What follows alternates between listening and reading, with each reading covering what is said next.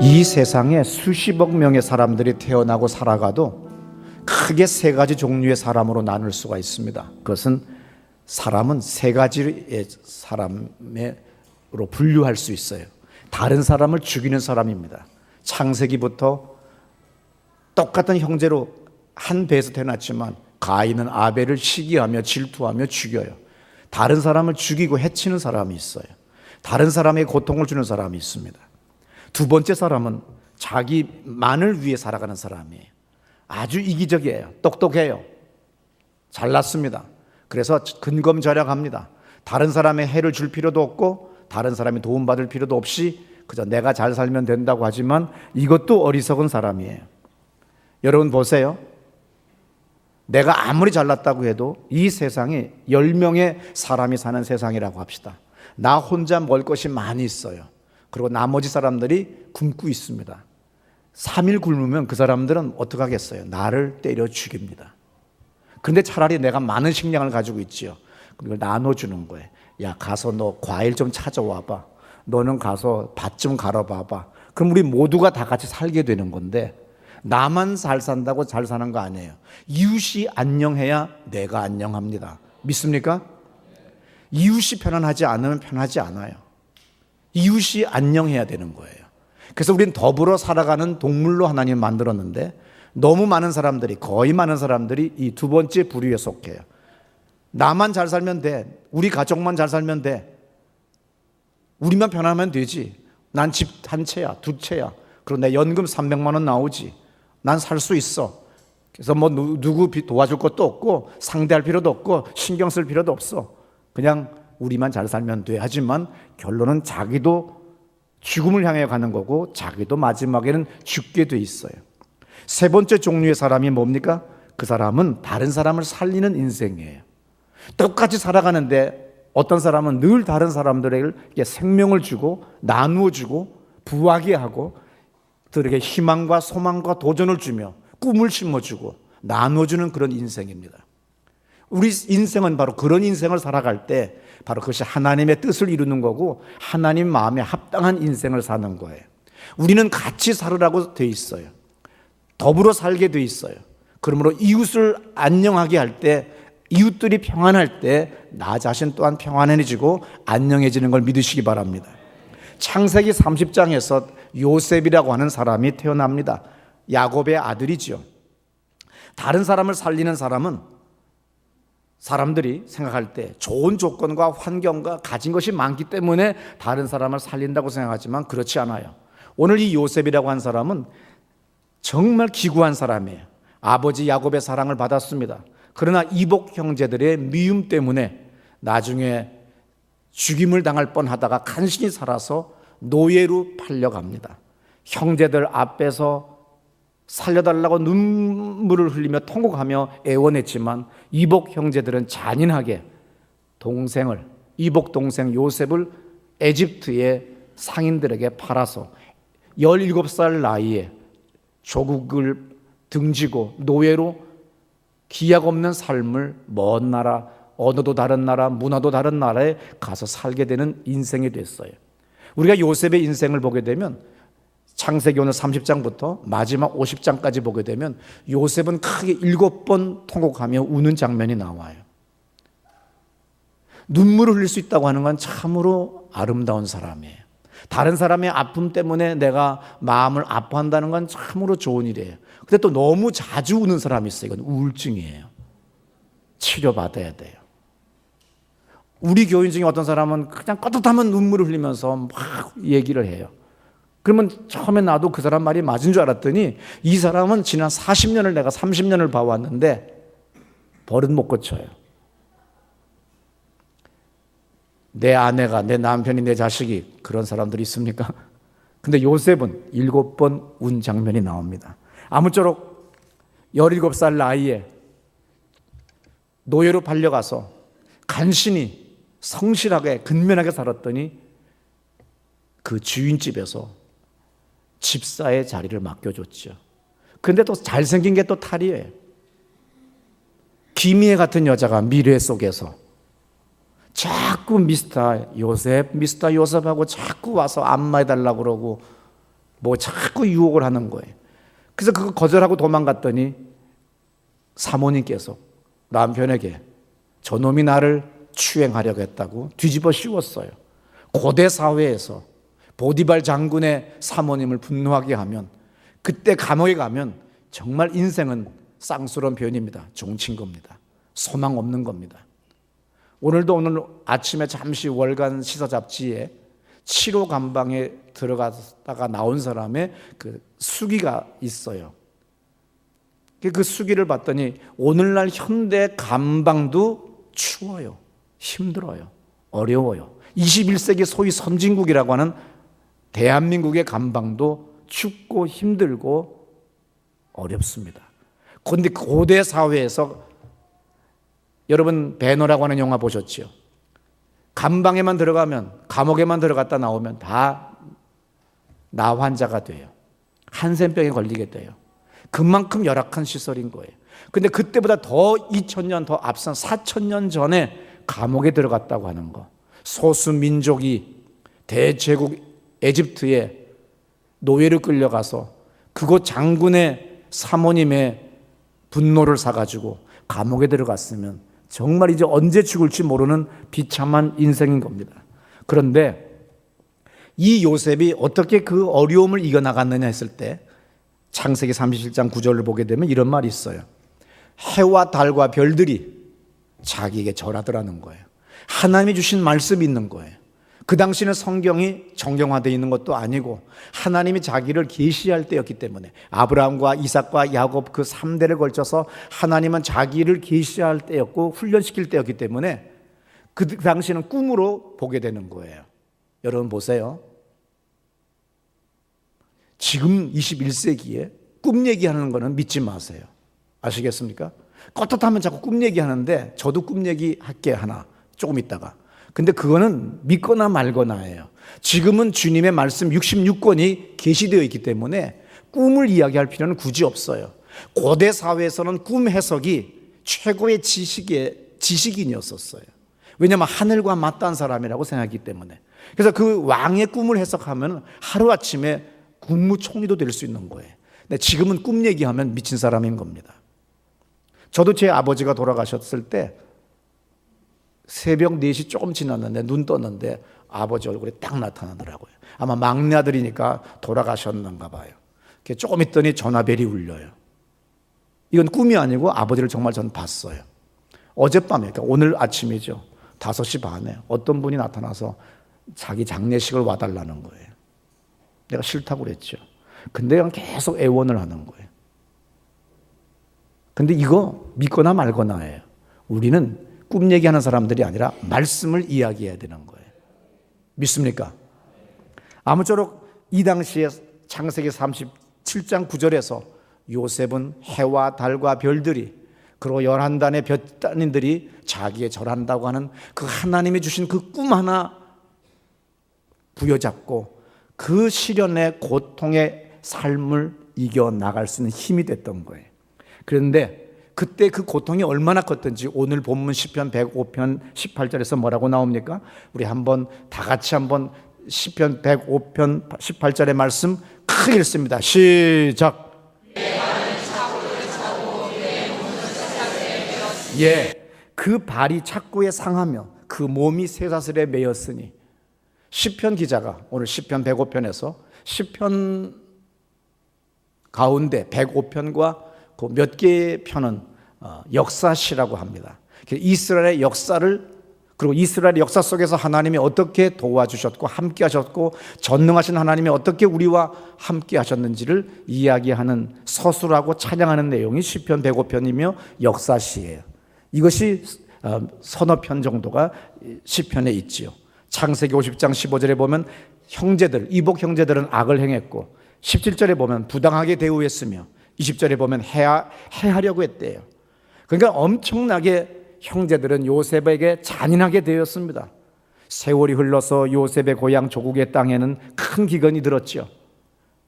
형제들이 에집트에 식량을 구하러 왔는데 막상 맞닥뜨려져 애굽 총리 나중에 확인해 봤더니 자기들이 죽이려고 했고 무자비하게 잔인하게 대했던 그 동생이 총리인 거예요. 얼마나 놀랍습니까? 언제 맞아 죽을지, 복수를 당할지 모르는 거예요. 이때 창세기 45장 5절에서 요셉이 이렇게 말하죠. 잘 들어보세요. 당신들이 나를 이곳에 팔았다고 해서 근심하지 마소서. 한탄하지 마소서. 하나님이 생명을 구원하시려고 나를 당신들보다 먼저 보내셨나이다. 예, 형제들한테 한탄하거나 놀래거나 두려워하지 말라고. 왜냐하면 하나님이 나를 앞서서 바로 이러한 기근의 때를 대비해서 나를 앞서서 에집트에 보내야 되는데, 더 풀어서 얘기한다고 하면 형들이 하나님의 음성을 못 듣잖아. 그러니까 형들에게 그런 강팍한 마음을 갖게 하는 거예요. 그래서 내가 이렇게 오게 된 거고, 나는 그 섭리를 알기 때문에 나는 오늘 형들 과거 다 잊어버렸어요.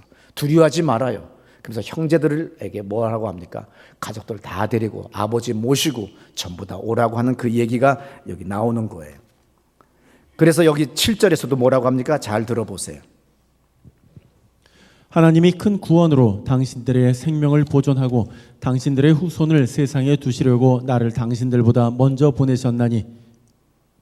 8절에 그런즉 나를 이리로 보낸 이는 당신들이 아니요 하나님이시라. 하나님이 나를 바로에게 아버지로 삼으시고 그 온 집의 주로 삼으시며 애굽 온 땅의 통치자로 삼으셨나이다. 예, 하나님이 나를 앞서 보낸 겁니다. 그래, 두렵고 떨려하지 마세요. 힘들어할 필요 하나 없습니다. 하나님의 섭리를 이루는 겁니다. 이거는 그냥 형식적으로 인사치레로 하는 말이 아니라 요셉은 정말로 그것을 알았던 거예요. 형제들만 눈이 멀고 귀가 멀어서 모르는 거예요. 왜냐하면 창세기 41장 51절에서 요셉이 바로 몇 년 전에 총리가 되고 결혼을 했어요. 그리고서 아이를 낳습니다. 그 아이의 이름을 므낫세라고 지었어요. 51절에 뭐라고 써 있습니까? 이름을 므낫세라 하였으니 하나님이 나로 나의 모든 고난과 나의 아비의 온 집 일을 잊어버리게 하셨다 하며 그랬어요. 하나님이 잊어버리게 하려고, 잊게 하시려고 그 표적으로 므낫세라고 하는 아들을 줬다는 겁니다. 내가 분노와 그리고 복수심에 불타서 내가 살아간 인생 아닙니다. 나는 이미 몇 년 전에 잊어버렸습니다. 그리고 이 날이 올 거를 나는 알았습니다. 또 우리 가정을, 우리 가문을, 우리 민족을 구원하려고 나에게 그렇게 한 겁니다. 그러는 거죠. 이걸 뒤집어서 얘기하면 또 어떻게 해석할까요? 우리의 삶의 현실에서 우리 인생 살다 보면 가끔 미친 사람들 만날 때 있어요. 험악한 인간들을 만날 때가 있어요. 저 사람이 정말 인간인가 할 정도의 나쁜 사람을 만날 때 있는데 주님이 나를 고치게 하시려고, 나를 바르게 하시려고 개 같은 인생들을 만나게 하는 겁니다. 나를 고치면 다 해결이 돼요. 믿습니까? 남 탓하지 마세요. 요셉보다 더 강하게 더 큰 고난과 고통을 당한 사람은 이 자리에 없습니다. 근데 요셉은 뭐라고 그래요? 하나님이 나를 앞서 보내신 이유는 바로 우리 인류를 구원하기 위한, 우리 민족을, 우리 가문을, 우리 가족을 구원하기 위해서 나를 에집트 땅에 보낸 겁니다. 나를 이렇게 역경과 환난의 고통에 처절한 삶 속에 살게 한 거. 영국 찬송가에는 요셉의 머리에 철이 들어왔대, 쇳덩어리가 들어왔대. 그러니 얼마나 인생이 고통스럽겠어요. 가사에 그렇게 써 있대요. 그러니 얼마나 고통스럽겠어요. 근데 그것이 바로 하나님이 어떤 특별한 뜻이 있고 섭리가 있다는 겁니다. 그래서 워렌 위어스비 목사님 이런 말을 했어요. 환난과 역경과 고난이 한 17살짜리 소년을 남성으로 변화시켰고 종을 통치자로 변화시켜서 키우셨다. 그러므로 하나님의 목적은 우리가 역경을 통해서 하나님의 형상을 본받는 사람이 되게 하려는 것이다. 이게 워렌 위어스비 목사님의 이야기입니다. 우리나라도 보세요. 30년, 40년, 50년 전에 얼마나 가난합니까? 정말 가난한 나라였어요.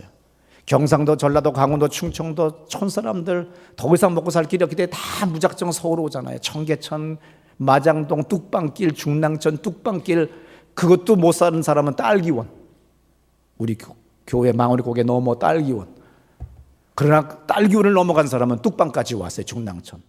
또 더 성공한 사람은 청계천 뚝방까지 온 거예요. 제가 45년 전 청계천 뚝방길, 중난청 뚝방길 다 다녀봤습니다. 구경 다녀봤어요. 40년 전까지도 마장동 일대의 청계천 하류에 뚝방길에 끝없는 판잣집이 얼마나 많이 서 있는지 모릅니다. 나는 서울의 역사를 다 알아요. 이건 언제 철거당했고 이건 언제 길이 나왔고 사람들이 신방 가다가 이야기합니다. 목사님 이렇게 모르시는 게 없어요. 나야 우리 아버지 어머니가 서울 사람이기 때문에 난 어릴 때부터 서울 살아서 이 길은 내가 몇 살 때 만들었고 이 육교는 내가 몇 살 때 만들었고 몇 살 때 철거했다. 뭐 모든 걸 다 아는 거지요. 그렇게 가난한 나라였는데 더 이상 시골에서 살 수 없잖아요. 그중에 똑똑하거나 도전정신이 있거나 힘 있는 사람들은 다 서울로 무작정 상경합니다. 그리고 열심히 일합니다. 봉제공장, 공장, 가발 공장, 뭐 각양의 공장들, 고무장갑 공장, 옷 공장, 뭐 수많은 공장의 취직들을 해서 세월이 지나갑니다. 그리고 자리를 잡아요. 형제들을, 부모들을 다 이끌어 서울로 다 초청해서 오늘의 대한민국 세계적인 나라를 만들었어요. 여러분들을 왜 보냈어요? 앞서서 보냈어요? 당신이 똑똑하기 때문에 보낸 거예요. 왜 내가 큰아들이 아닌데 왜 내가 형제들을 친척들을 내가 먹여 살려야 되느냐? 왜 저것들이 떼거지로 나한테 와서 먹여 달라고 그러느냐? 그러지 마세요. 당신을 앞서 보낸 것은 그릇이 되기 때문에 보낸 거예요. 그런데 여러분들은 아주 이기적으로 살면 맞아 죽어요. 죽임을 당할 수밖에 없는 인생이 되는 거예요. 여러분들 친척들, 부모들, 형제들, 어렵고 힘든 사람, 부족한 사람들 먹여 살라고 당신을 불렀고 당신을 먼저 불렀고 당신을 성공시켰으며 재물 준 거예요. 그런데 어리석게도 인색하게 자기만을 위해 살면 나중에 자기도 죽임을 당할 수밖에 없습니다. 그것이 첫 번째 인생, 두 번째 인생 그런 부류들에 불과한 거지요. 그러므로 여러분들 기뻐하세요. 사람들은 돈 냄새 잘 맡습니다. 찾아온 사람 많으면 성공했다는 증거예요. 아무도 안 오면 빌어먹었다는 증거예요. 제가 지난 주간에 생일을 맞이했어요. 50번째. 또 마침 지난 주간에 환갑을 맞이한 이정우 집사님, 또 오성문 장로님도 페이스북에 보니까 55세 생신이라고 장어 잡수셨다고 써 있어요. 다 제 윗분들이시죠.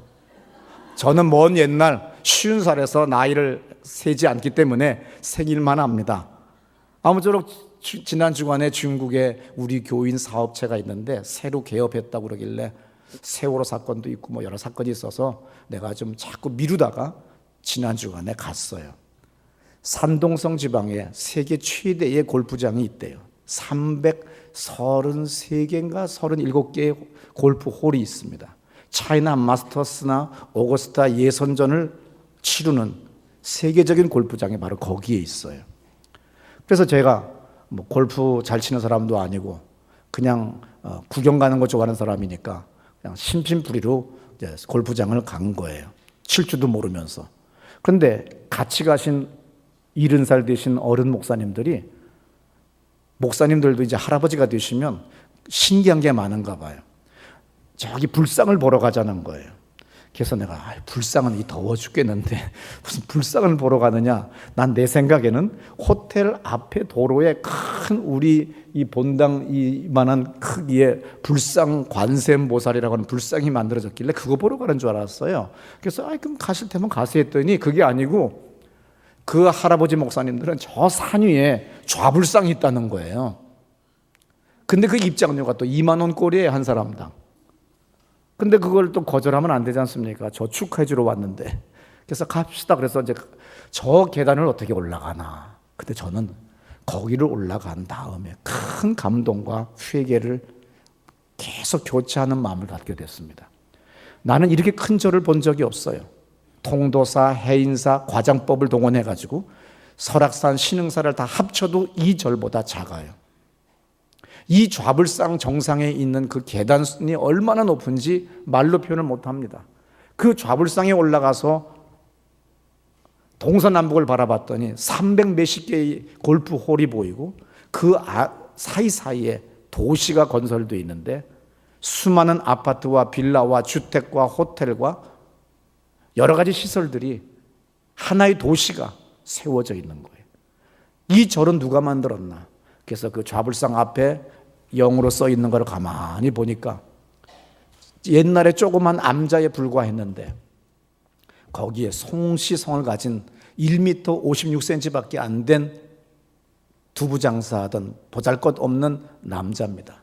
저 남자가 어느 날 57명의 사람들을 모아서 일종의 회사를 차린 거죠.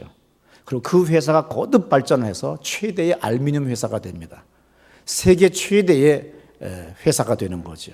중국 500대 부호 중에서 178위까지 올라갔어요. 포브스라고 하는 세계적인 경제 잡지에 그 사람의 재산이 나오고 그 사람의 인생의 일대기가 나와요. 회사를 만든 지 30년도 안 된 사람입니다. 산동성이라고 하는 것은 옛날 노나라 시대 때의 땅입니다. 척박한 땅입니다. 비가 많이 오질 않아요. 그래서 산동성 사람들은 살기가 힘들기 때문에 한국으로 넘어오든지, 왜냐하면 그 요동반도, 산동성 반도 끝에서 닭이 우는 것이 인천에서 들린대요. 인천에서 닭소리가 그 반도에 들린대요. 가장 가까운 지역이죠. 그래서 거기 사람들이 한국으로 와서 다 중국집을 만들었어요. 60년 전에 저희 어머니께서 주유소를 경영하셨어요. 그 주유소 옆 창고에 중국 산동성에서 오신 분들이 식당 좀 차리게 조금만 내달라고 했더니 우리 어머니가 내줬대요. 근데 그 집이 중국, 그 당시에 가장 큰 중국 음식점으로 발전하는 걸 봤습니다. 우리 다 짜장면, 요번에 가서 제가 원조를 먹었어요. 똑같이 짜장이라고 얘기합니다. 중국 된장은 그대로 해놨어요.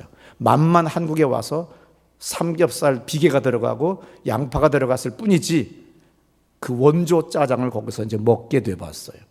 아무쪼록 그 산동성은 척박한 땅이고 가난한 동네입니다. 9천만의 산동성 사람들이 뭐 소망 없이 살아가는 그러한 동네에 이 작은 남자가, 이 송 회장이 두부 장사로 시작을 해서 동네 사람들 모아서 세계적인 기업을 만든 거예요. 그리고 하나의 도시를 만들었어요. 뭐 여기까지야 뭐 누구든지 다 할 수 있어요. 근데 더 중요한 건 절이 그렇게 클 수가 없어요. 한국 사람들은 이상한 병들이 있습니다. 정부 기관에서, 문화재청에서 문화재라고 해서 절에다가, 그리고 서울시 예산에서도 절에다가 문화재 그리고 전통 무엇을 한다고 그래서 예산 지원하는 건 욕 안 해요. 그리고 절을 크게 짓는 거 욕 안 해요. 근데 교회를 크게 지면 욕들을 합니다. 사랑의 교회를 크게 졌다고 수많은 신문에서 사람들이 욕을 합니다. 사랑의 교회를 그 절에다 비교했더니요, 화장실에 불과한 거예요. 창피했던 거예요. 근데 이 송 회장의 불심이 얼마나 남달랐으면 조그만 암자에 불과했던 이 절을 계속 키워서 1년에 산동성 그 지역에 7천만 명이 관광 방문자로 온다는 거예요. 마침 제 호텔방이 그 그룹에서 만든 호텔방이었기 때문에 영어로 잡지가, 소개 잡지가 있더라고요. 그걸 너무 내가 충격을 받고 저는 왔어요. 그 무슨 충격이냐? 목사니까 그 절을 보고 충격받았어요. 저는 이 예배당 지면서 헌금 돌려달라고 횡패 부린 사람한테 횡포도 당했는데, 이 사람은 한국 돈으로 환산하면 1,000억, 2,000억을 들여도 지을 수 없는 어마어마한 절을 건축하도록 시주한 사람도 있어요. 내가 그래서 그 주지의 얼굴을 자세히 보고 왔습니다. 머리카락 하나도 없잖아. 키도 나보다 작잖아. 근데 어떻게 이럴 수가 있어? 어떻게 이 송 회장을 만나? 그리고 이렇게 어마어마한 절을 만들 수 있지? 송 회장, 이 사람 그룹의 배지 중에 사장들이 달고 다니는 사장급 배지가 있어요. 그 호텔도 그 회사예요.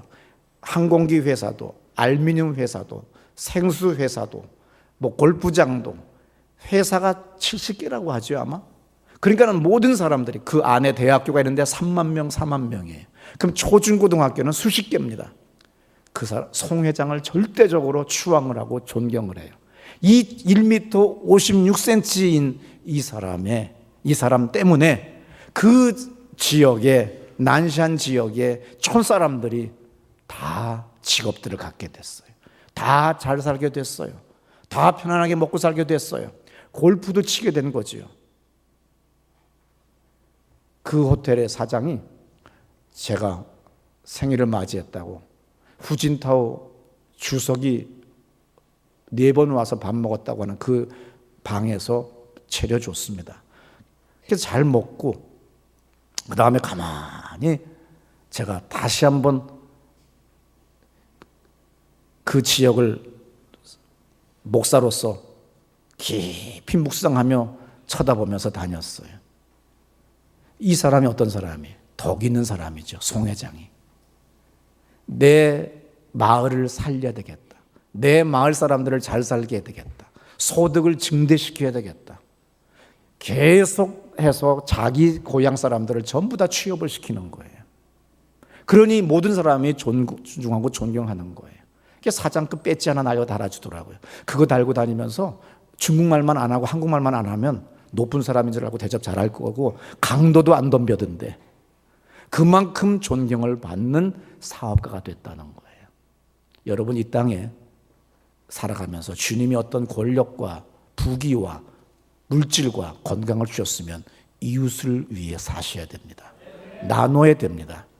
내년에 돈 많이 번 다음에 아니면 내일 철회하지요, 내일 금식하죠, 이런 소리 하지 마세요. 어리석은 사람이. 나는 그런 사람 치고 제대로 된 사람 못 봤고 또 그 다음 약속대로 이행한 사람 못 봤습니다. 주님이 돈이 하시는 분이 아니에요. 여러분의 마음을 원하시는 분이에요.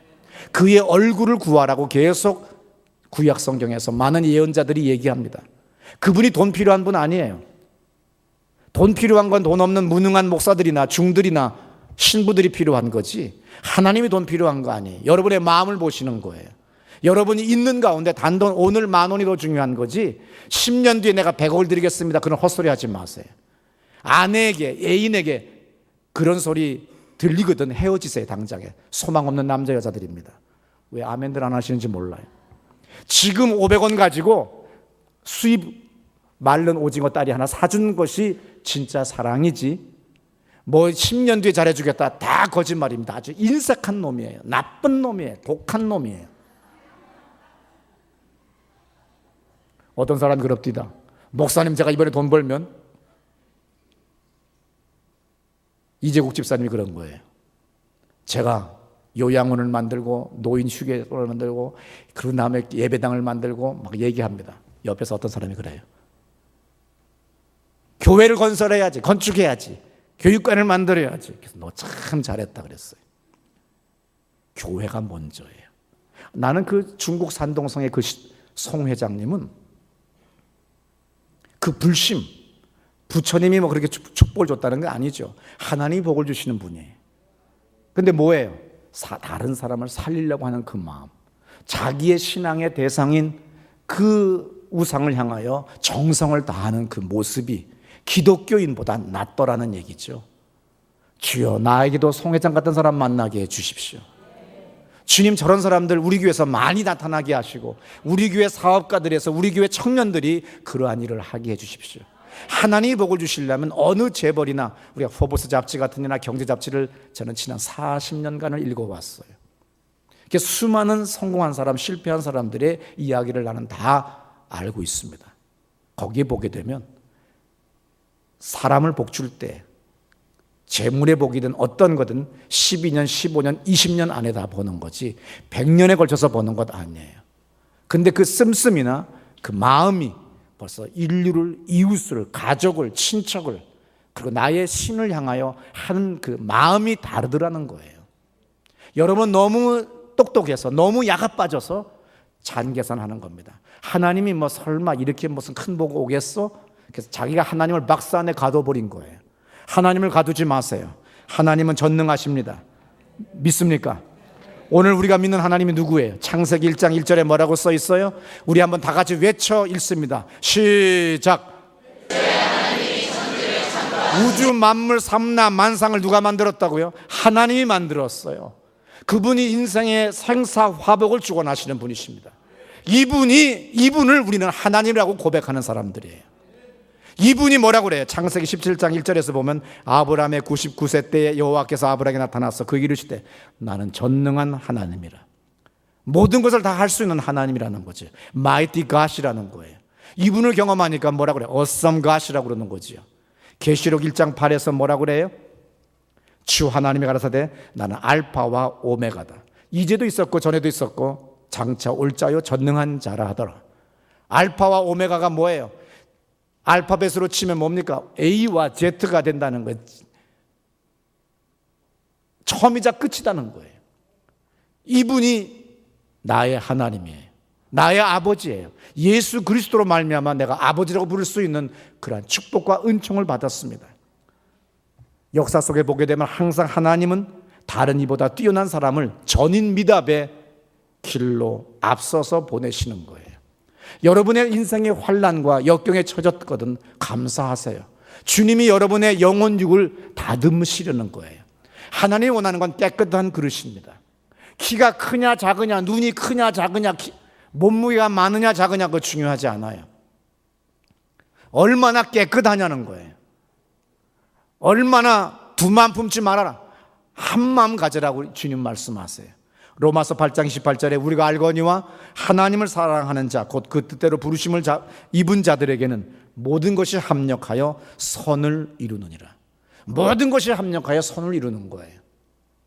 근데 어느 날 야곱은 너무나도 끝없는 고난과 고통이 오니까 요셉의 아버지 야곱은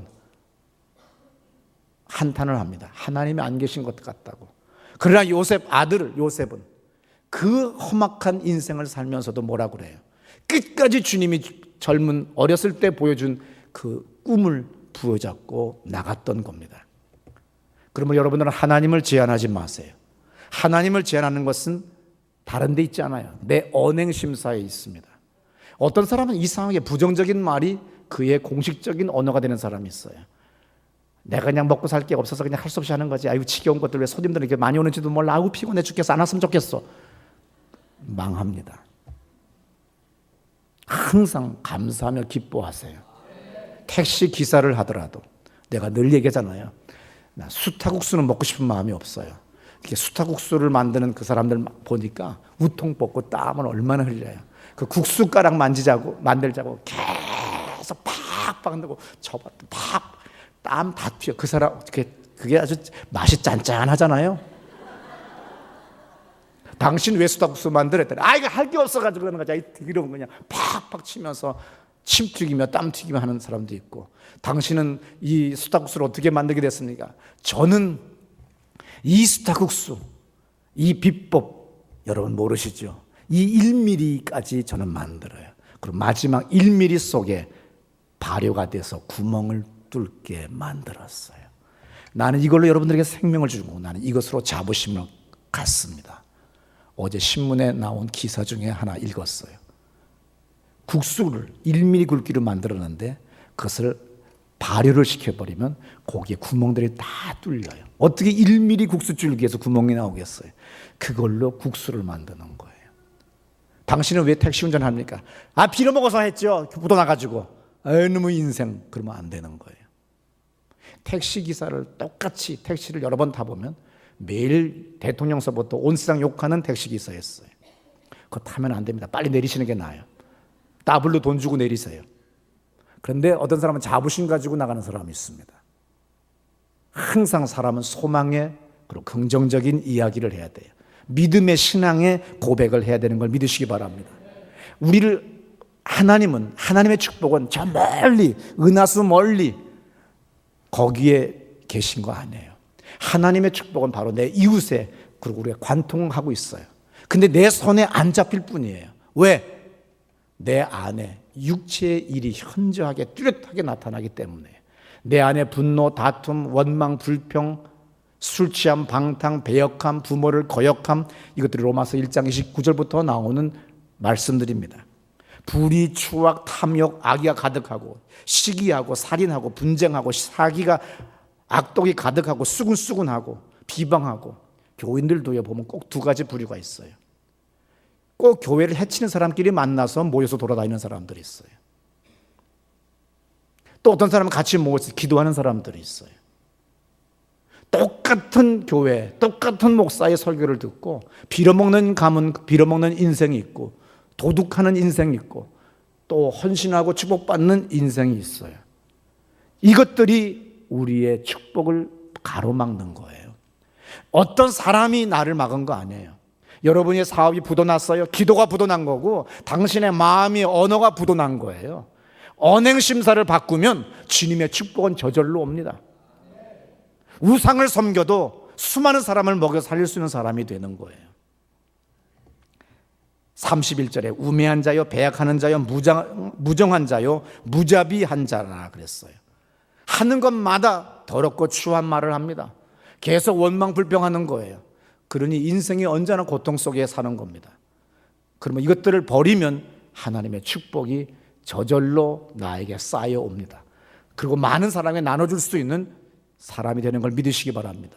갈라디아서 5장 29절부터 잘 들어보세요. 23절까지. 육체의 일은 분명하니 곧 음행과 더러운 것과 호색과 육체의 일은 현저하게 아주 뚜렷하게 나타나는데 음행과 더러운 것과 호색과 그 다음 20절 또 들어보세요. 우상 숭배와 주술과 원수 맺는 것과 분쟁과 시기와 분냄과 당짓는 것과 분열함과 이단과 투기와 술 취함과 방탕함과 또 그와 같은 것들이라. 전에 너희에게 경계한 것 같이 경계하노니 이런 일을 하는 자들은 하나님의 나라를 유업으로 받지 못할 것이요. 이러한 것을 하는 자들은 하나님의 나라를 유업으로 받지 못한다고 하는데 사람들은 축복이라고 하는 말씀만 부여잡고 앉았고 나를 고치지를 않습니다. 주님이 나에게 고통을 주는 이유는, 그리고 미친 사람들을 만나게 하는 이유는 나를 깨끗한 그릇 되라고, 네 성질 고치라고 그걸 보내주는 거예요. 그리고 나에게 앞서서, 다른 형제보다 앞서서 먼 이국 땅에 보낸 이유는, 타향살이하게 하는 이유는 바로 내가 다른 형제보다 똑똑하고 건강하기 때문에 앞서서 보낸 겁니다. 미국 로스앤젤레스 주변을 가게 되면 100만 명의 한국 사람이 살아요.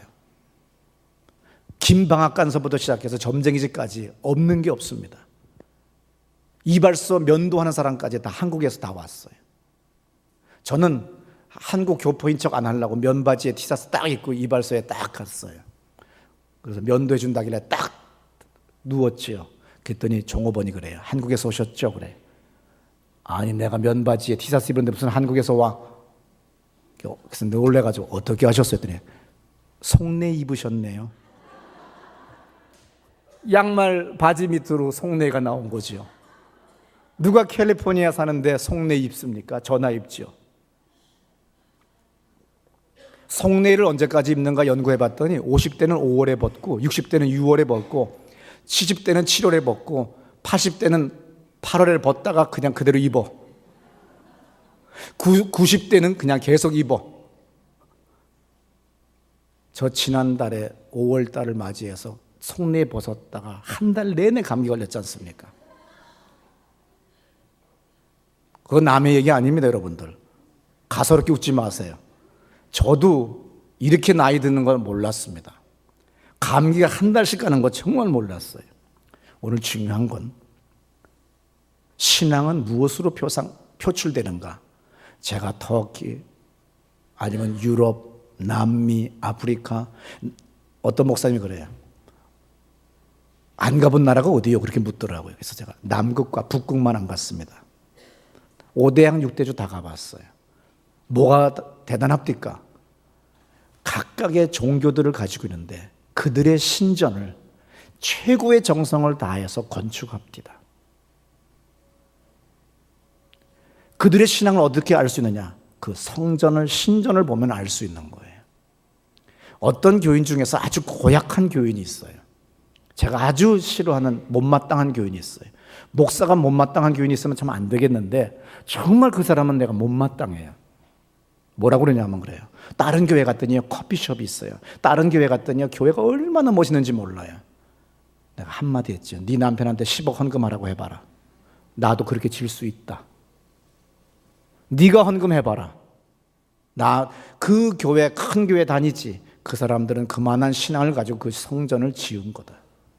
그들의 성전을 보면 그들의 신앙을 알 수가 있다. 그들의 성전만큼 그들이 복을 받는다. 네, 그랬어요. 그러나 오늘 우리는 다른 교회와 다르죠. 다른 종교와 달라요.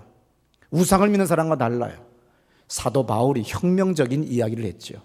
이미 예수님도 우리에게 혁명적인 가르침을 가졌어요. 지금까지 모든 종교들은 자기들의 신을 섬기는 우상들을 많은 돈을 들여 만들었어요. 그러나 예수님 이 땅에 오셔서 예배당 건물 건축하지 않았습니다. 재산을 축적하지 않았습니다. 자기의 무덤도 만들지 않았습니다. 세상에서 명예나 권력을 취하지 않았습니다. 자기의 저술책도 없습니다. 그분은 아무것도 남기지 않았어요. 사도 바울이 세계 종교사에 없는 혁명적인 한 획을 긋는 발언을 했어요. 내 몸이 주님이 거하는 성전이다. 예수님이 일찍이 마태복음 28장에서 말씀하셨습니다. 모든 족속으로 제자를 삼아라. 세례를 줘라. 그리고 제자를 삼아라. 내가 너희들과 끝까지 함께 할 거다. 우리 인생은 두 가지 선택이 여러분 앞에 있어요. 최소한의 나의 하나님 앞에 예배드릴 수 있는 성전 교육관을 건축할 수 있는, 헌금을 드릴 수 있는, 축복을 받아 드릴 수 있는 사람이 되든지, 아니면 진실로 예수를 따르는 사람이라고 한다면 만민을 구원해야 돼요. 한 사람이 하나님의 작품이며 하나님의 사랑이 담겨져 있는 사람들이, 그들을 영생의 길로 이끌어가야 됩니다. 요셉은 구약 성경에서 예수의 예표가 되는 사람이죠. 예수의 모형이 되는 사람이, 그 사람은 뭐예요? 요셉은 사람들의 육체를 위하여 식량을 나눠준 사람이었어요. 그러나 예수는 이 땅에 오셔서 우리에게 영생의 길로 인도했습니다. 예수님께서 가장 귀하게 여기는 게 뭐예요? 사람이 육체가 중요한 것이 아니고 이 세상이 중요한 것이 아니라 죽음 뒤에 심판이 있고 영생이 있다. 내가 바로 너희를 구원하기 위하여 내가 죽으러 이 땅에 왔다고 하는 것이 예수님의 말씀이에요. 고린도전서 3장 16절에서 너희가 하나님의 성전인 것과 하나님의 성령이 너희 안에 거하시는 것을 알지 못하느냐 그랬어요. 사도 바울은 정말 엄청난 혁명적인 사고관을 가지고 거예요. 사람이 성전이다. 그러면 너희들은 만민을 구원하라. 오늘 여러분들 제자가 있습니까? 오늘 예배당 올 때 같이 초청하고 같이 자동차에 태워오고 그 사람을 위하여 기도하고 그 사람을 영혼을 구원하기 위하여 가르치는 사람이 있다고 한다면 성공한 신앙이에요. 드려진 헌금도 없고 희생도 없고 그리고 전도하는 것도 없다고 한다면 여러분들은 빵점 신앙이고 잘못된 신앙입니다. 봉사로 끝나는 것이 신앙이 아니에요. 신앙의 완성은 다른 사람을 구원하는 거예요. 다른 사람을 살리는 거예요.